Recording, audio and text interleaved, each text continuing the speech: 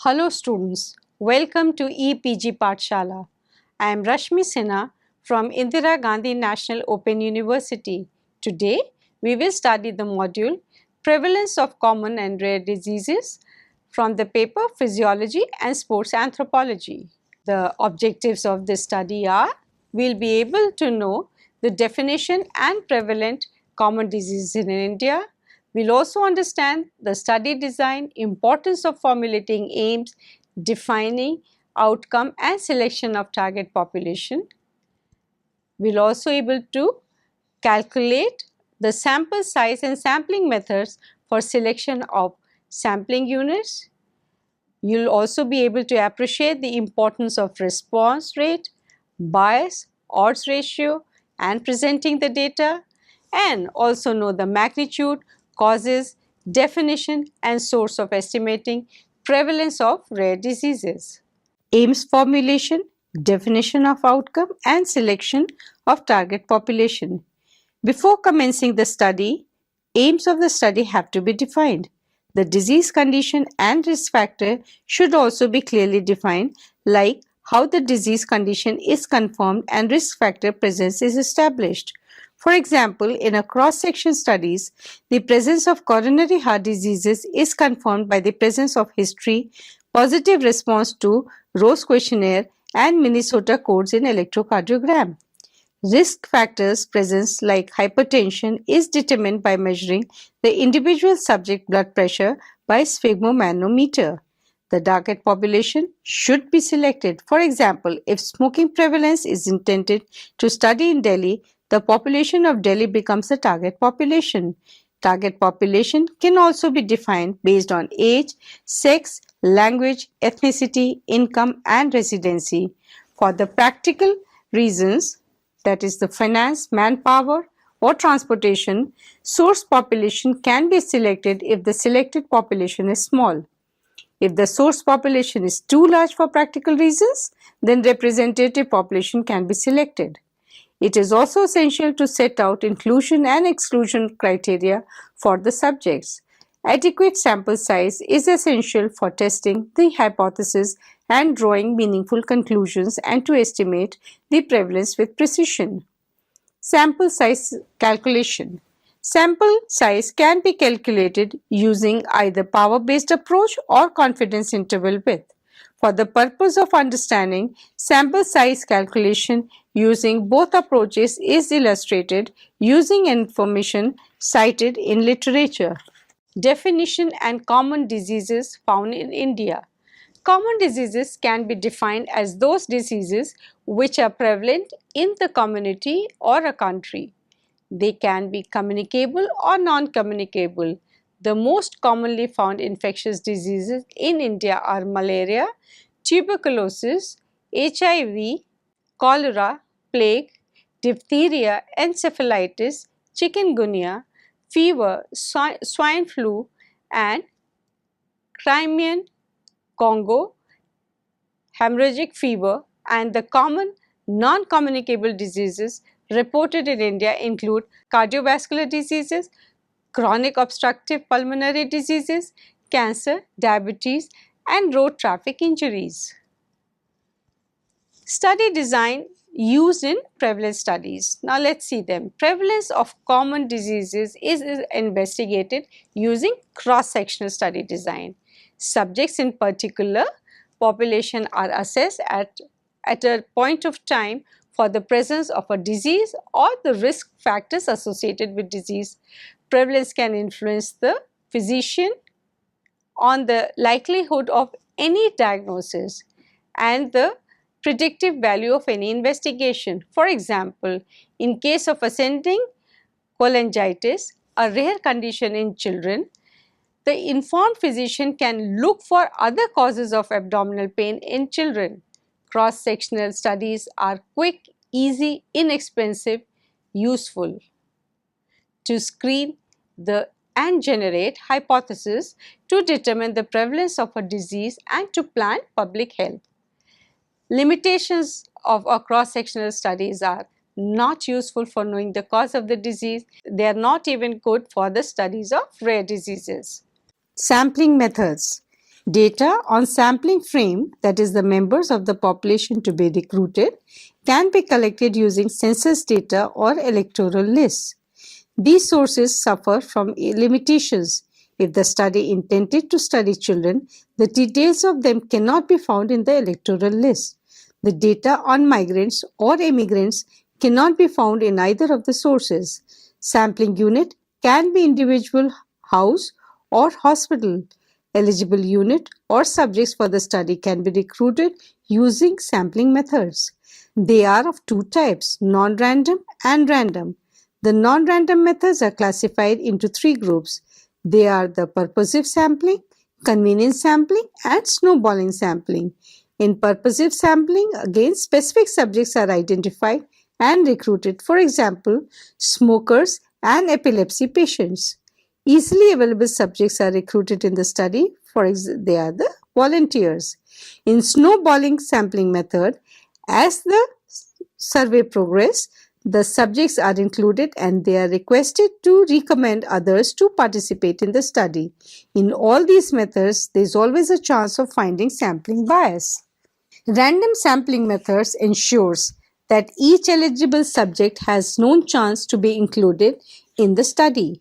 These sampling methods can be categorized into simple random sampling, systematic random sampling, stratified random sampling, cluster random sampling, and multi-stage random sampling. In simple random sampling, units, that is the individuals or household or families, are defined and required number of units will be recruited for the study. Random numbers tables can be used for this purpose. This kind of sampling is useful for small population. Whereas in systematic sampling, the units are arranged in convenient sequence and what fraction of sequence is to be recruited is decided. The sampling is done using odd number 2, 5, 7, 9. For example, every second house or the fifth can be included in the study. The main advantage of this method is of convenience. The sample of study is divided into strata, which is the subgroups. It can be based on age, sex, occupation, or socioeconomic status.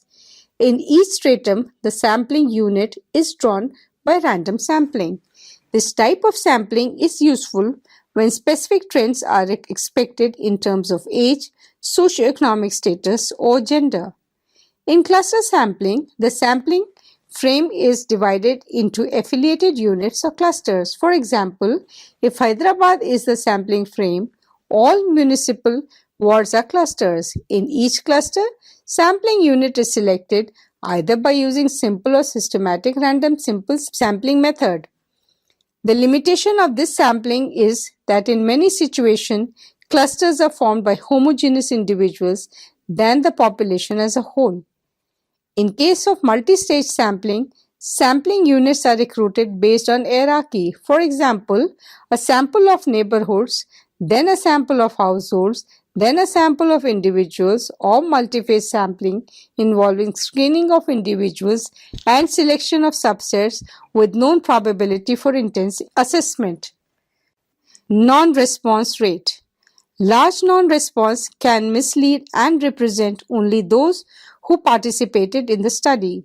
If non-response rate is influenced by variable affecting the objectives, can cause selection bias and estimates that deviate from population values. The threshold for acceptability of non-response is 70% when there is evidence of similarity in socio-demographic characteristics between respondent and non-respondent or the study population and the target population. In the absence of evidence, 80% is considered as acceptable. To encourage non-respondents, home visits can be made and a small random sample from non-respondents can show the extent of bias among non-respondents. Availability of some information on subjects in the study may be helpful in comparing the respondents against non-respondents with respect to age, sex, and socioeconomic status. Bias. Bias may be defined as the lack of internal validity or incorrect assessment of the association between an exposure and an effect in the target population. Bias was classified into three groups, namely selection bias, information bias, and confounding bias. Selection bias can be introduced into the study when samples are not representative of the target population and can be controlled by measuring the variable influencing the selection on all subjects and when they are antecedents of both exposure and outcome. The joint distribution of these variables is known in target population and the selection probabilities are known for each level of these variables. This bias can be introduced anytime in the study. Information bias can occur at the stage of data collection and is of three types, that is, misclassification bias, ecological fallacy, and regression to the mean. The misclassification bias can occur when the sensitivity and specificity procedure fails to detect correctly the exposure and effect. Ecological fallacy bias introduced when results in ecological analysis are applied to the individual, and regression to the mean bias is applicable when the change in variable status, that is serum glucose, and comparison is expected between the two variables. Confounding bias happens when a variable is at a risk for an effect among non-exposed persons and is associated with the exposure of interest without being affected by the exposure or the disease. Odds ratio. Using odds ratio, the strength association between putative risk factor and outcome is assessed. In prevalence studies, the cases and control are defined during the analysis. It is also possible to define cutoffs of the quantitative variable if found associated with outcome for the population under study. Presentation of data. Prevalence estimates are expressed in percent for 1,000 people or 100,000 people. Prevalence data with confidence level should be presented. Confidence interval, mostly 95%, informs that the unobserved target population value will fall within a certain range of the observed sample value. The prevalence data can be age standardized to country or world population to facilitate comparison of prevalence estimates between population or across time periods. A standard population is one for which the number in each age and sex groups are known. For age standardization, many methods are used like direct and indirect standardization, the geometric mean, equivalent average death rates, life table rates, Yerushalmi's index, cumulative death rates, absolute probabilities of death, and the comparative mortality index. The direct standardization is widely used for age standardization. Magnitude, etiology, and definition of rare diseases.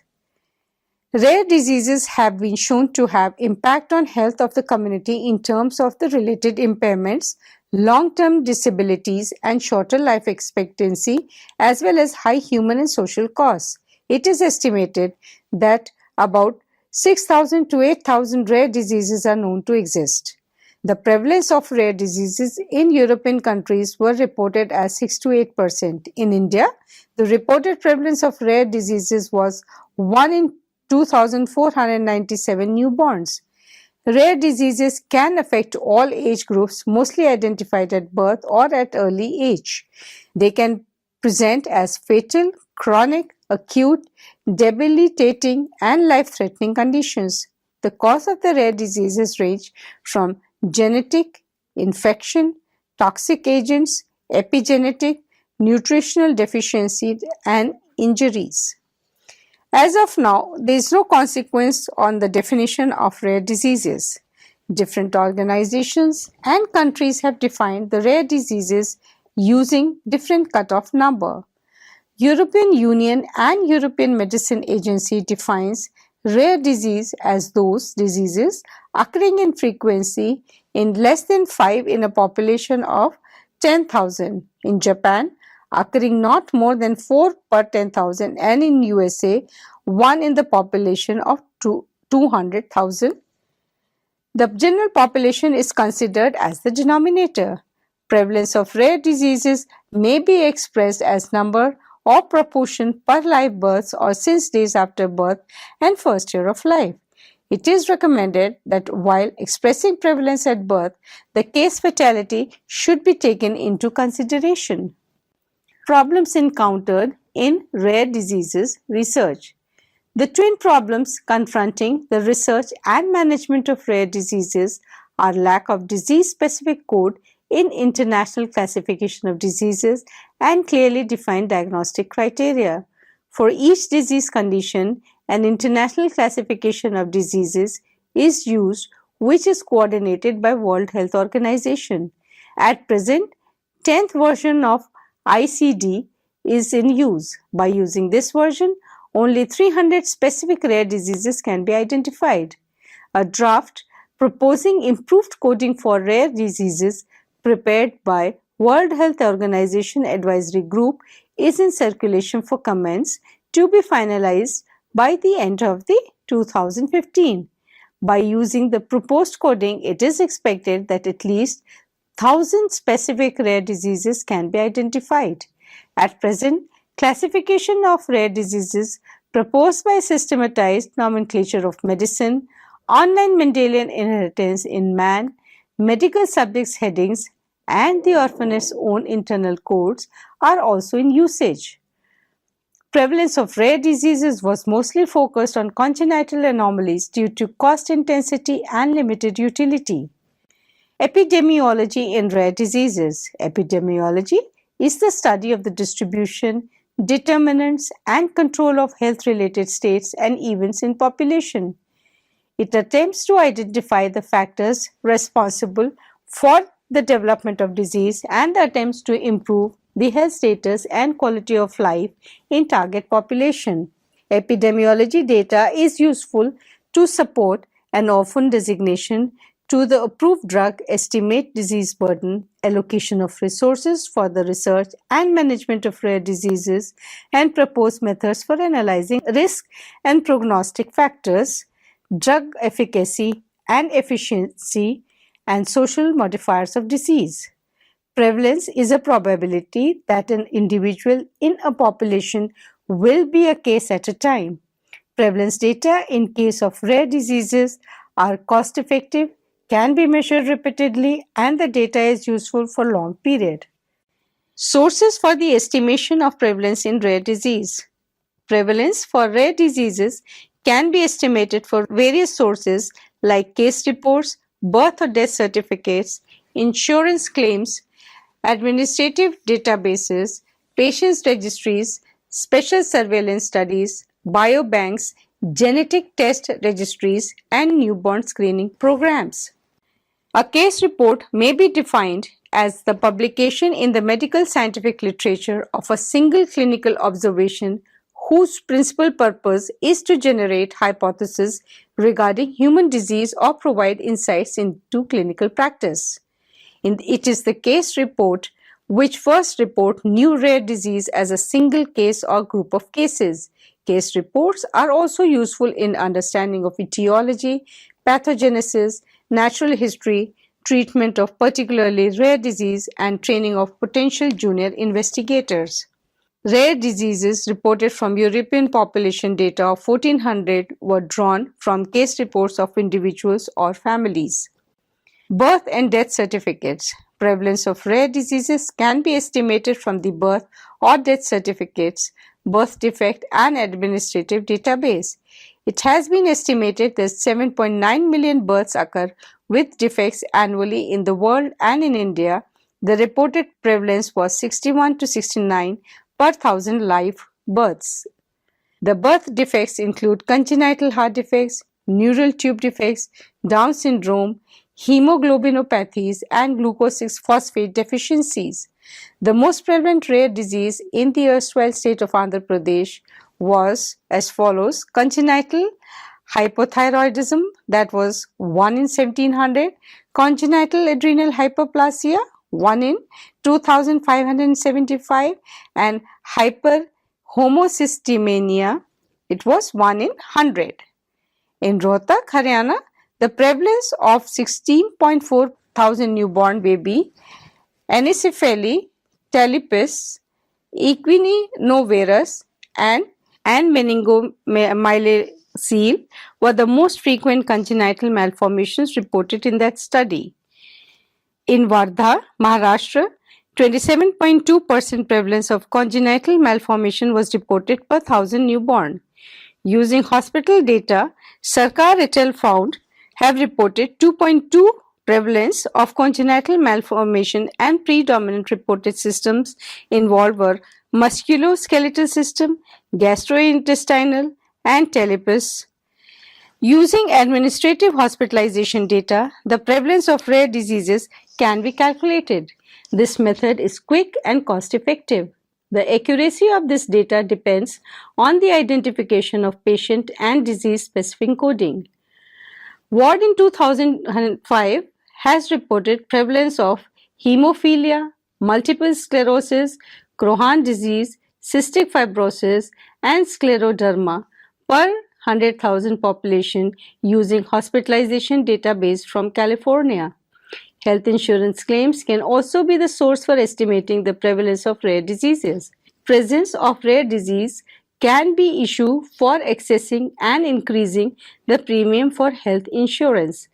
Gross and co-workers in 2014 have reported 0.3 prevalence of hereditary hemorrhagic telangiectasia, which is characterized by the development of vascular malformation with direct artery to vein connection and loss of intervening capillaries per 10,000 persons using United States health insurance data.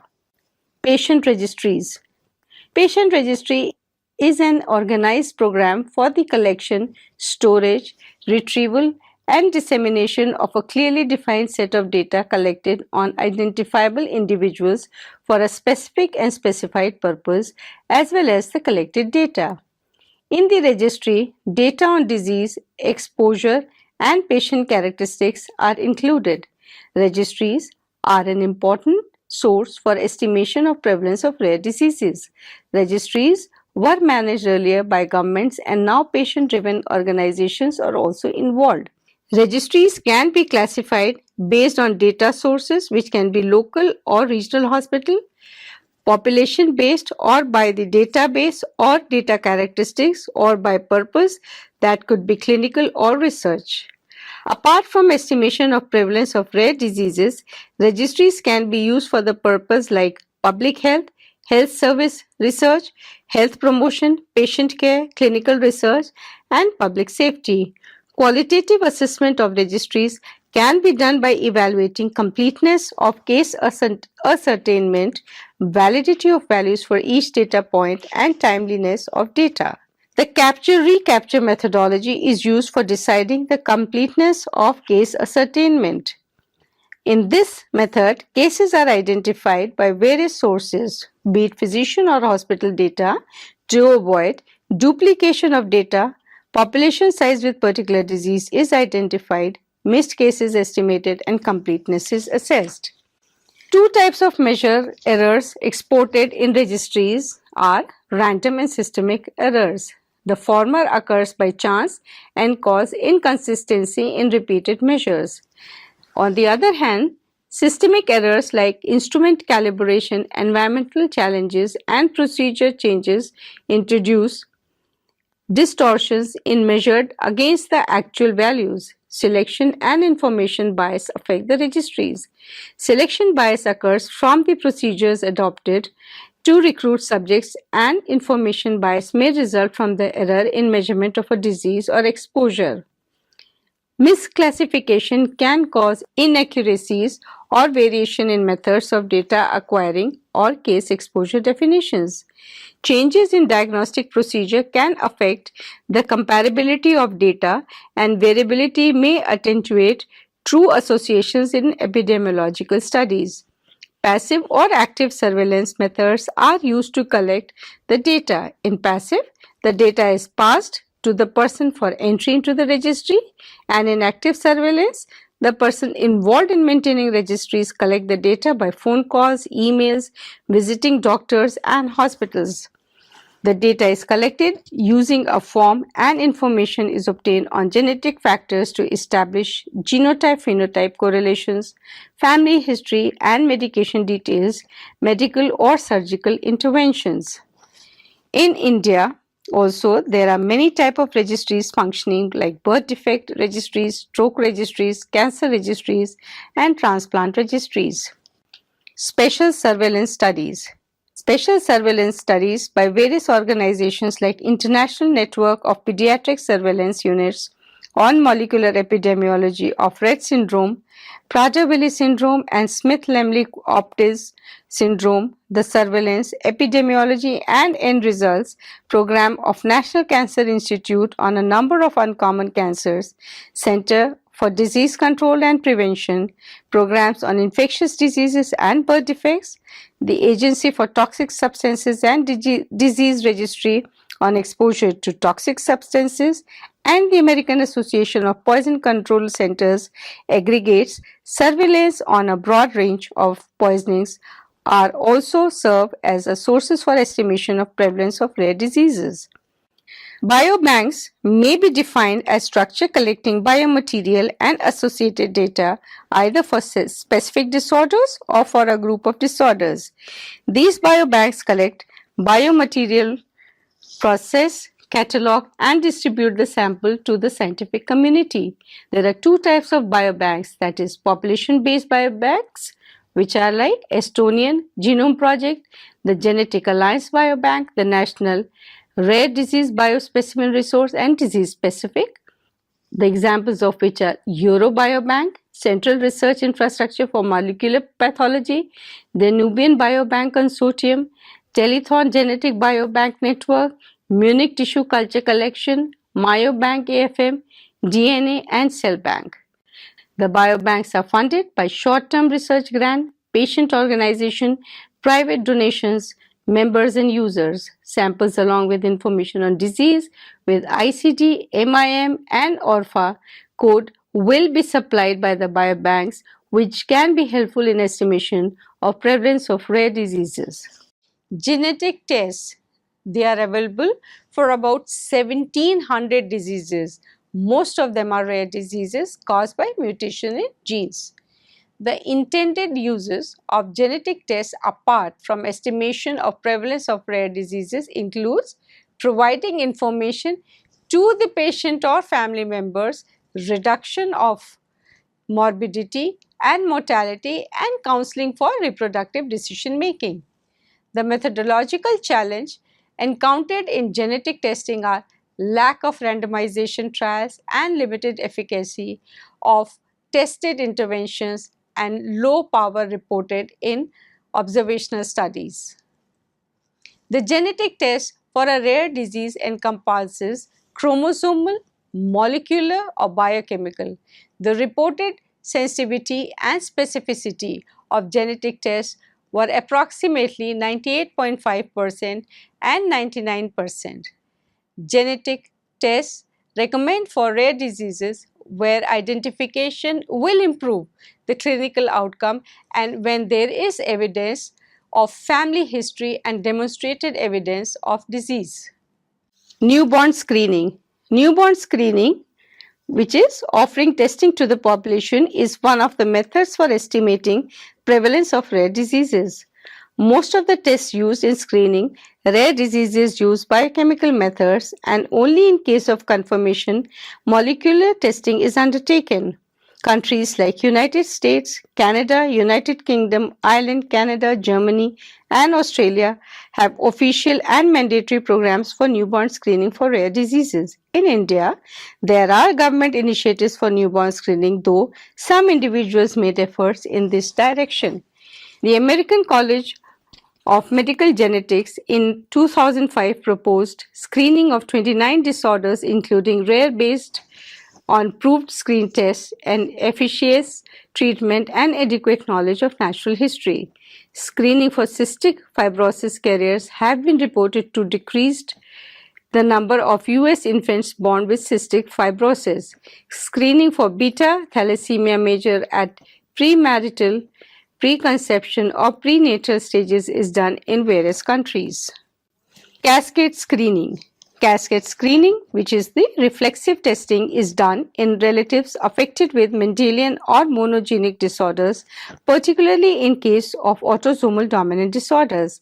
Cascade screening has been shown to reduce the morbidity in the affected patients with familial hypercholesteremia in Netherlands. Cascade screening has been recommended for the relatives of colorectal cancer carrying mutations for Lynch syndrome.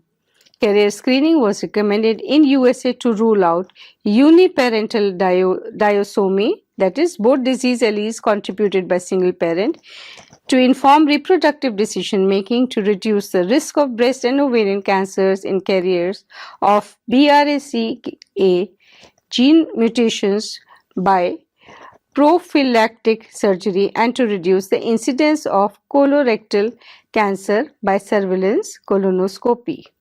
Let us sum up the module. Common diseases can be defined as those diseases which are prevalent in the community or country.